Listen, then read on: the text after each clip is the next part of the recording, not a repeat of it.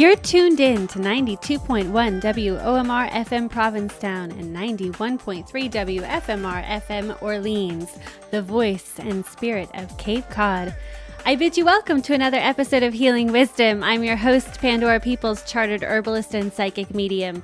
Healing Wisdom explores mind, body, soul connections as we discuss the healing effects of the arts, metaphysical concepts, intuition, and the spiritual aspects of everyday living. Healing Wisdom begins in the heart. Our theme music is provided by Mystic Pete.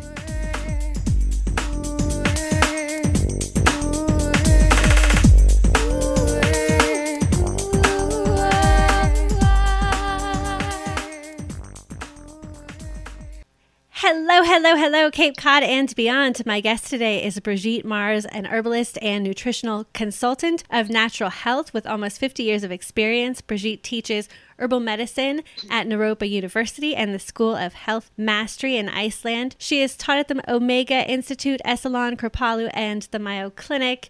Brigitte is the author of 13 books and DVDs, including the Home Reference to Holistic Health and Healing, the Country Almanac of Home Remedies, Addiction Free Naturally, the Sexual Herbal Rawsome, and DVDs include Sacred, Psychoactive, and Overcoming Addiction. Welcome, Brigitte. Thank you so much for being back with us. It is my pleasure, Pandora. Thank you so much for having me. I think eating plants brings us in harmony with nature and our organic selves, bringing us into our body and bringing our body and spirit into alignment. And I bet that you'd make the case that plants shift consciousness very subtly and also in very obvious ways in some cases. So you recently conducted 2 workshops of sacred psychoactives. It's true. And, I feel like we've gone from this paradigm of many years of just say no. And, all of a sudden I live in Colorado where cannabis has been legal for a number of years. And recently Denver has decriminalized psilocybin mushrooms. So I feel like there's a need for some education, not to encourage people to do these things, but to perhaps give some guidance. So if you're going to experiment with them, how you might do it in a safe and sacred way.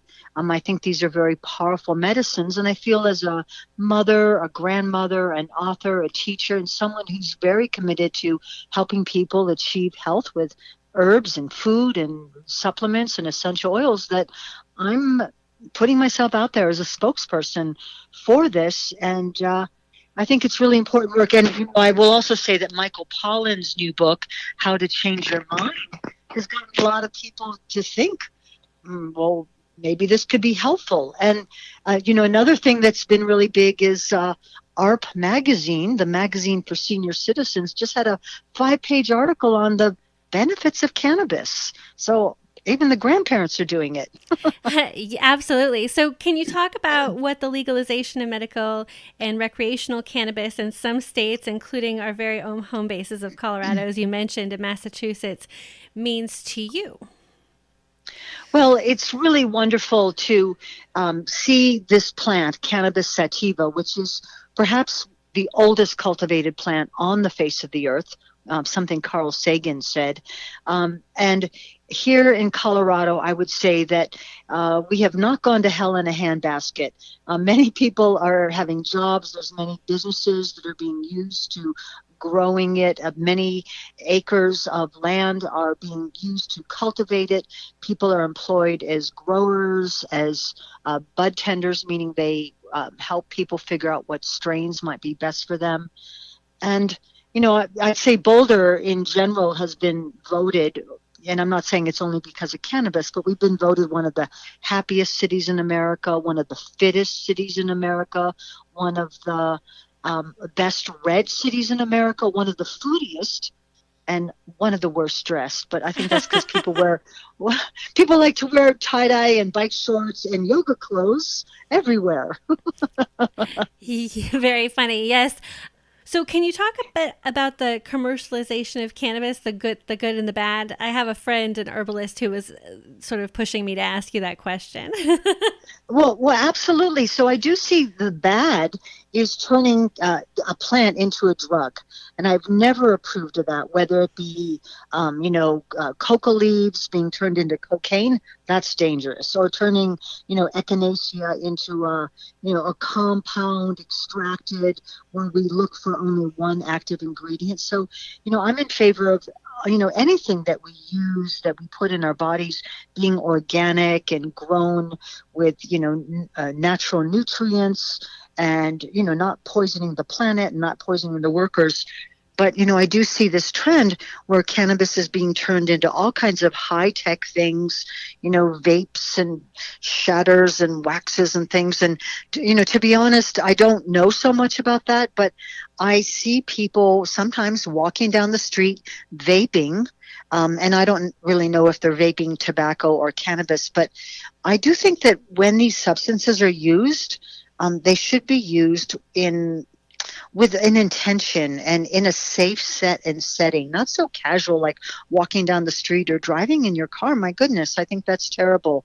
So I have always loved plant medicine, and I use, hundreds of different herbs in my life and in my practice. And I do see that cannabis is a very strong plant, but when I see the commercialization where it has to be, so much stronger and the highest possible THC content, and really, Pandora, for the health of the planet, I know this is going to upset some people, but in a sense, the plant is still in captivity, because when it's forced to be grown indoors under artificial light with fluoridated water and kind of milked for its highest potential, and all the male plants ripped up, and just so we can grow a plant that's so much stronger, I see that even that is deviation from the natural source. And of course, there's so many other things we could say about cannabis, that cannabis could be used to make paper. Hemp seed is the second vegetable source of protein next to soybeans, but yet much easier to digest. We could be fueling automobiles and airplanes out of it. Henry Ford actually made a car out of hemp that was fueled on hemp. And I think we've taken some wrong turns. And I really do believe that this plant can help save the planet. It has over 25,000 uses. So it's not just smoking it or using it for medicine. It's that it could replace a lot of cutting down forest land to make paper, fueling automobiles, airplanes. We could be building fireproof homes out of hempcrete. So I really don't know any other plant that can do so many things, but with anything, I want to be in support of grown organically without pesticides, fungicides. And when this plant is turned into a drug, it's often done with chemicals like butane and hexane, and I wouldn't want that in my kale, so why would I want it in anything else? Yes, you raise a lot of good points. Have you found that cannabis is a gateway to other herbal medicine? Because I've found that, generally people who find medicinal value in cannabis are more prone to trying other herbs. Well, absolutely, I do, and that's a good thing, because I think that when people say, well, this herb does something, I wonder if, garlic or ginseng or echinacea could also be beneficial. And so that's really a positive thing, because our planet is bestowed with so many wonderful healing plants. And I remember years ago riding up a chairlift with a doctor, and he said something, well, I just don't believe herbs work. And I said, well, have you ever smoked cannabis? And he said, well, actually, I have some here. And I said, well, does it work? And it kind of made him realize, well, maybe hawthorn works, maybe garlic works. And the truth is they all maybe have different aspects that they do, maybe helping the heart, lowering blood pressure, being diuretic or diaphoretic. But what a wonderful thing. And I know in my own life that cannabis I think that very often it helps open people's minds to the beauty of nature. And, my hope is that ultimately it will wake people up to be better stewards of the planet, especially realizing like, wow, we could be growing this plant to make the newspaper rather than cutting down old growth forests to make the newspaper. So my hope is that it has great environmental possibilities, And if smoking it may not be your thing, eating it may not be your thing, exploring altered states of consciousness might not be it. But how wonderful that we can even use this plant in a way that helps to calm anxiety and inflammation where it doesn't get you high. So there's really something in it for everybody. Right. Well, you had mentioned grandparents using it, and I think we're at a point where great grandparents are using it topically for pain. Absolutely. So I think it is a great way to remind people to cherish and honor their land when they start using any kind of herbal medicine and they experience relief with anxiety or their mood is lifted. It really alters our relationship with plants. I think as a disgruntled teenager when I discovered herbal medicine, but when I really started taking a number of different herbs, to calm me down and relax me, I think I used passion flower and I was using mugwort to balance my hormones. All of a sudden, I felt like I had my place in the universe. I felt very awakened to my self-love, which gave me a very different outlook on things. That's so beautiful, Pandora. And, I also think that we don't want to just use herbs as a remedy for disorder. So if someone's having pain and inflammation, maybe we need to think about, not eating foods that are causing that inflammation, whether it be sugar or dairy or something that we might be allergic to. Maybe if we have a painful condition, maybe yoga or massage or Ralphing might be a helpful ally, Pilates. So we don't want to just mask illnesses by taking something just so we feel better. But I hope that this is really an instigator to get people to think about, like, well, what is really at the core of this? And maybe I should really, not be doing those things that are hurting me and eating those, alkalinizing fresh fruits and vegetables that can help us to be in better health. And, then maybe we don't even need herbs for healing because we are doing our best with our mindset, with our diet, with our relations, and, not doing harmful things like, drinking alcohol too much or coffee too much. So I see this as an opportunity, and I'm very excited. I've long been part of this movement. I wrote a hemp cookbook in the 90s called the Hemp Nut Health and Cookbook. And, I'd say that our town seems pretty happy. And I just saw this quote of Abraham Lincoln saying, "One of my favorite things to do is sit on the porch, smoke my hempen pipe, and play my Horner harmonica." So can you talk about why you dedicated a whole cookbook to this superfood? Why I wrote a hemp cookbook? Yeah. Okay, well, I think that a lot of people are looking for sources of protein, and soy doesn't work for everybody. Of all the beans, soy is more difficult to digest. It also is somewhat phytoestrogenic, so people that have estrogen-dependent cancers might not do so well with soy. That might not be an ally for them.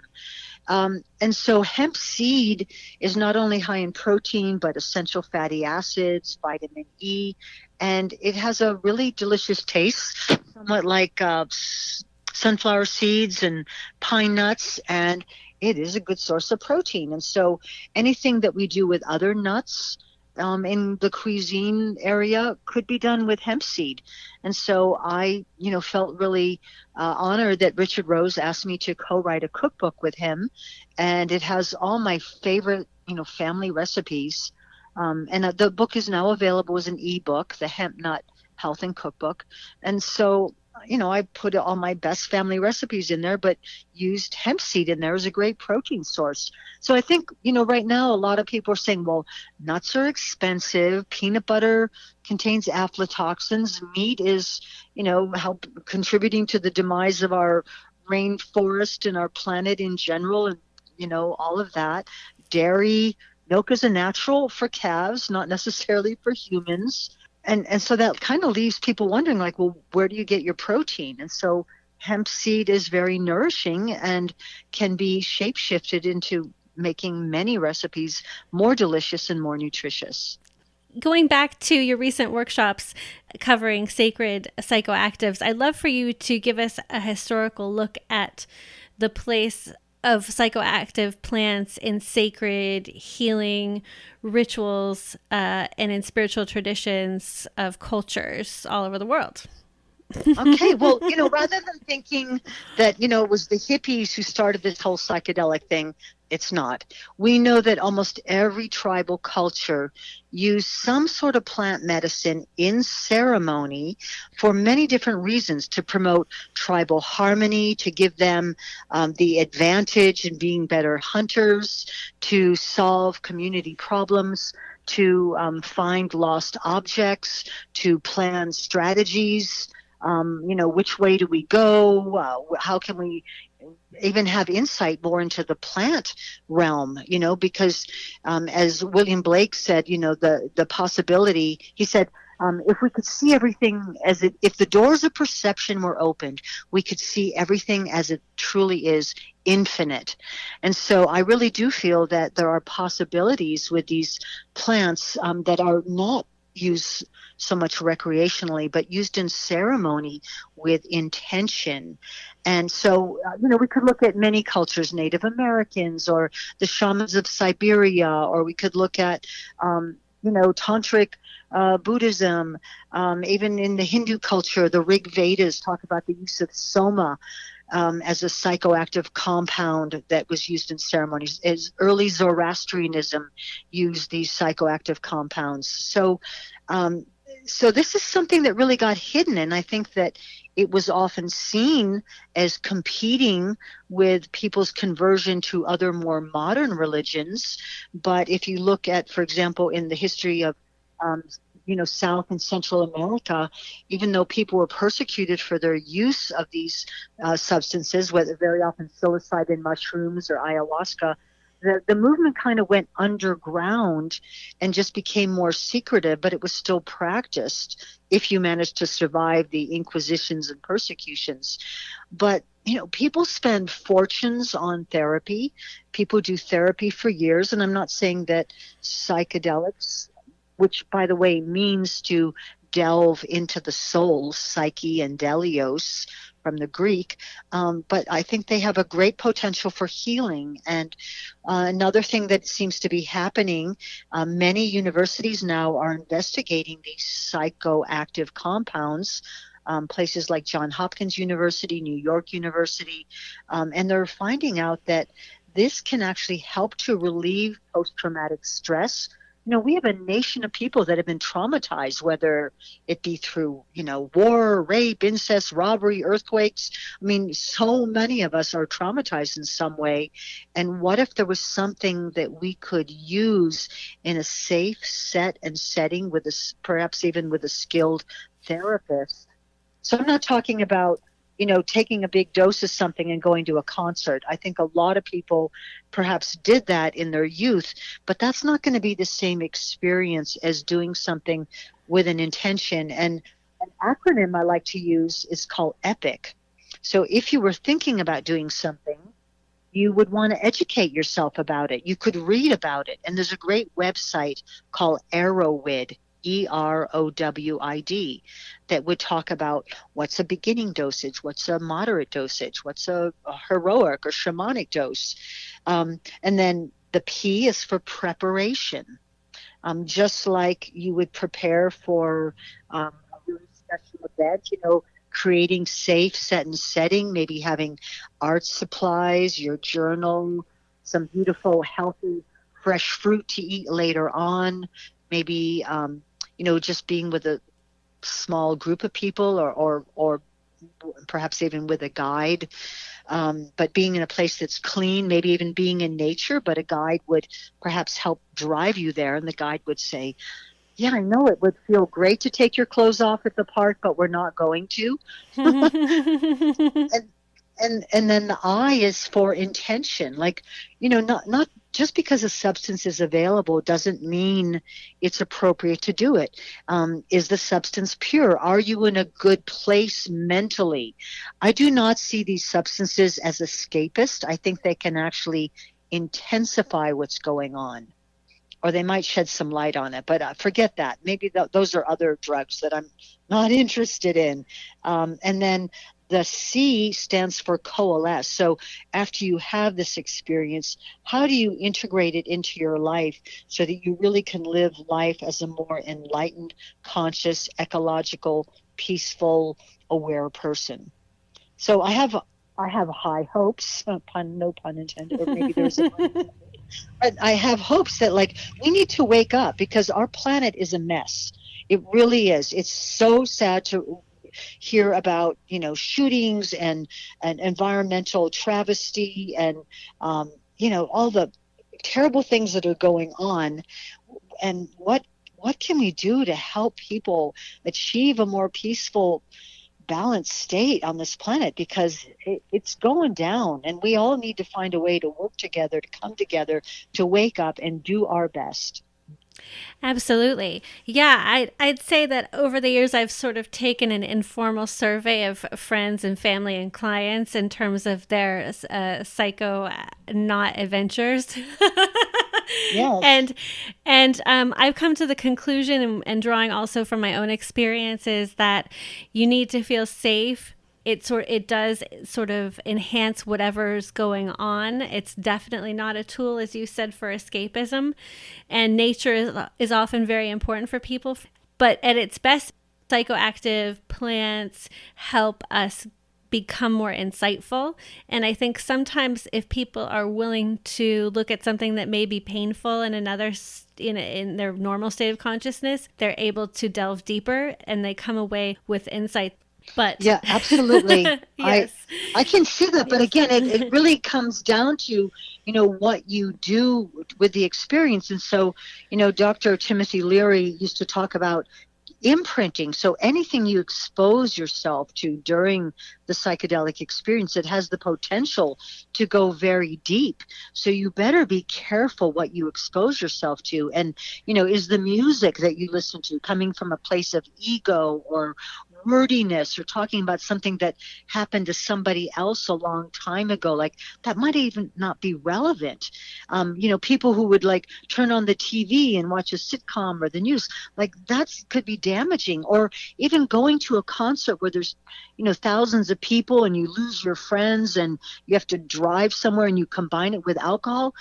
That could be also very unpleasant. You don't really have control. So safe, set, and setting. And then skill also talks about, knowing the territory, and if someone is, kind of with you as a guide, that they're trustworthy, that they're not going to sexually take advantage of the situation. It's really super important. So what you imprint upon, and I learned years ago, because I used to live with Timothy Leary's wife, Rosemary, that you create this, place where you have something for all your chakras and your senses. Maybe you have art books. Maybe you're going to look at an Alex Gray book, or maybe you're going to smell essential oils. Maybe you're going to, take a walk in the garden. Maybe you're going to, make some sketches, or maybe you're just going to lay there with iPads on and in a sense, meditate. Another incredible thing might be to experience body work from someone who's a really trusted person, and to get, deep massage. It could be very, very deeply healing. Or to spend time reflecting on what is your body trying to tell you? What do you need to do for your own healing?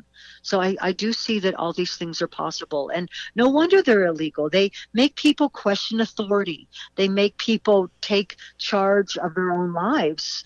And, my hope is that this is something that awakens us so that we can all work together for a better world. Yes, and I also think that I like to add that sometimes an uncomfortable truth will come up that needs to be addressed. Absolutely. Such as like this so when your partner turns into a werewolf, or something like that, that might be, yeah, I've had that happen. And that was an uncomfortable truth. Like maybe I really shouldn't be with this person if that's what comes up. I would love for you to talk briefly about your kids.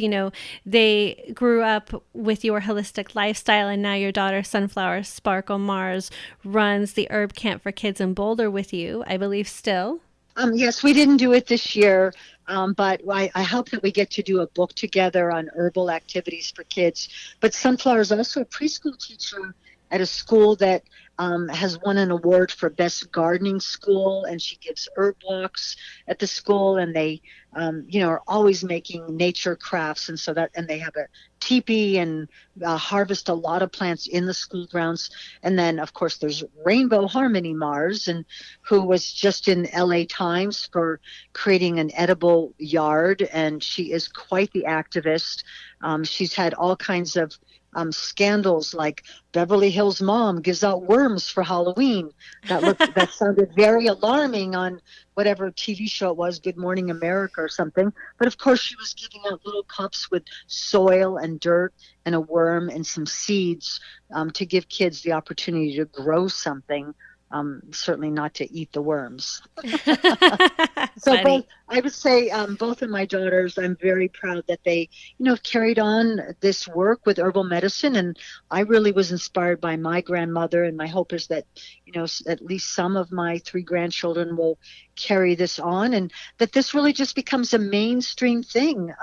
It's said that the average American recognizes less than 5 plants in their area, and yet they might recognize 1,000 logos. Wow. So we all need to do something to change that, because it would be good to know what to eat in the case of an earthquake or a hurricane or a tornado or something. People are like, waiting for relief, and yet there's very often edible plants. And when I see people, spraying pesticides or on their yard, I'm thinking you're killing the bees, you're destroying their habitat, and it's really wrong, and it shouldn't be legal to do that anymore. I'm glad that those chemicals, they need to go bye-bye, and we need to say dandelion is really a useful plant. We should be eating it for salad and making tea out of the leaves and the roots and so forth. Oh, yes, yes. Dandelion is so medicinal. It's an alternative. It cleanses your blood. It's lithotriptic, so it prevents kidney stones and good for your kidneys, for your liver. And it's the first food for the bees in the springtime. So we all heard how the bees are dying at an alarming rate. So stop spraying the dandelions. Go to your homeowners association meetings and stop the stupidness. Absolutely. And also, it starts with kids at an early age, getting them excited about nature and having them tune into it. Just even watching how happy a bee can be collecting pollen and just in an ecstatic state of joy. Clearly, when you see a bee in, say, a wild rose, we can see and we can feel the joy. I love that. So just you have 2 DVDs which address using herbs for your family. Herbal wizardry for kids of all ages and natural remedies for childhood ailments. So you've really kept this tradition going. And I just would love a final thought for how parents can instill the love of herbs in their kids for the future of our planet.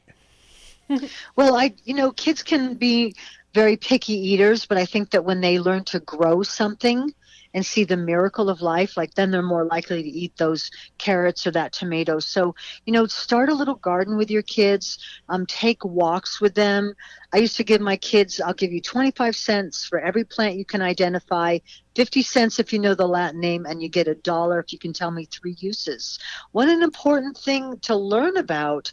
And then the feeling like, Rainbow lives in LA now. It's like, would you know what to eat if there was an earthquake? Would you know what to do if, the power went out?